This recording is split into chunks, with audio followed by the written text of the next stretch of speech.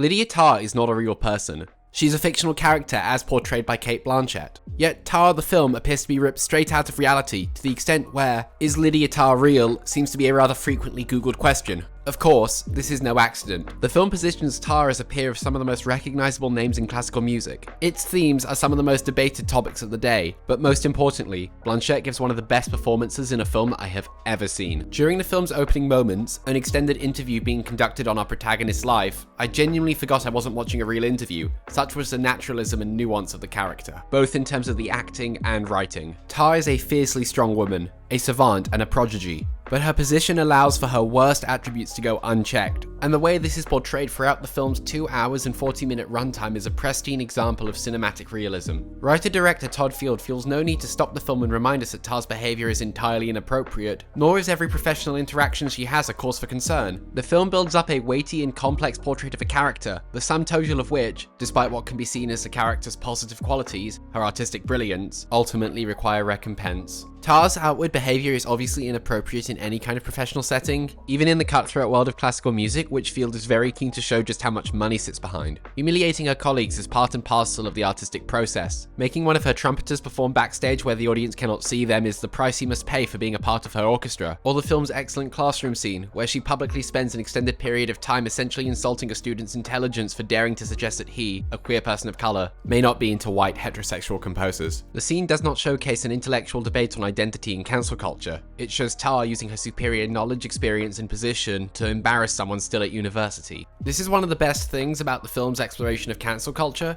Tár deserves to be cancelled. She's an abuser, leveraging the power she's amassed within her industry over those she works with and those, often much younger women, whom she forms sexual relationships with. The film, however, shows us the mental deterioration and self-destruction that accompanies the whole world watching your career and personal life be torn apart. This isn't some moral panic film about cancel culture running amok, and the film itself points out that top people aren't losing their jobs due to what is often seen as oversensitive millennials complaining about this or that issue, but rather that Tár and her real-life counterparts were put in positions of power where their behavior was allowed to go unchecked. And this is a film that shows what happens to someone of this caliber when their behavior is finally called out. The film also here plays around with gender in an incredibly thought-provoking way. Indeed, some have found it troubling to see a film which portrays a woman in a role which by and large is analogous to that of real-life powerful men. But Tár herself, to one degree or another, is playing one of these powerful men in the patriarchal world she inhabits. Not so much shattering the glass ceiling, but climbing above it only to reinforce it. She denies ever having experienced any kind of sexism during her career,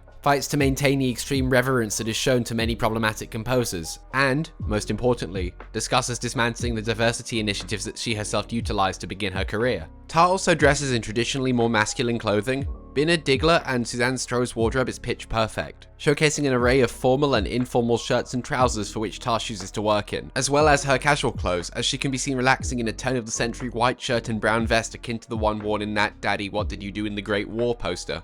Similarly, her conducting style is incredibly aggressive. She's not simply guiding her orchestra but commanding them with assertive and at times frenetic movements of her whole body. Tár's gender expression also extends to her choice of pronouns. While she never once states that she identifies as anything other than a cisgender woman, Tár says early on in the film that she prefers the male maestro to the female maestra title, and Field's script pays much attention to who is using which title for her and when. This is not only another part of her desire to be a part of the male-dominated orthodoxy of the classical world, but also to imbue herself with the same unquestioning admiration for which many of these male composers have, to the extent where their problematic personal lives can just be ignored outright by those who command the industry. To be clear, there's absolutely nothing inherently sinister about Tár's choice of outfit or title, but everything that I have discussed comes together to create a classic cinematic character, and a film that can sit alongside other great character studies. Blanchett undoubtedly deserves the Oscar, but so too must we mention Field's writing and directing. The script has many lengthy discussions on art and the politics that lie there within, yet it never once feels repetitive. And the writing is so strong that we manage to learn so much about our main character through these scenes. The film's directing too is a masterclass in subtlety. Minimal yet deliberate camera movements guide us through largely long take throughout architecturally stunning sets that, as impressive as they are, never overshadow the character drama or the portrayal of the everyday grind of life in a top orchestra. Finally, the sound. Film's audio is crisp, detailed, and mixed in such a way that even someone like me was able to pick up on details within the orchestra which are important in understanding how Tár is directing her musicians. The film is undoubtedly a great work of cinema, and it's very refreshing to see a gritty American drama of such a high caliber. At times it's reminiscent of Michael Haneke, and at times Bergman, yet Field's style always feels firmly contemporary, consistently engaging and giving life to what on paper could have been a series of fairly dry scenes. If you can catch it in the cinema still, I highly recommend the experience, and in case there was any doubt, I am giving Tár a 10 out of 10.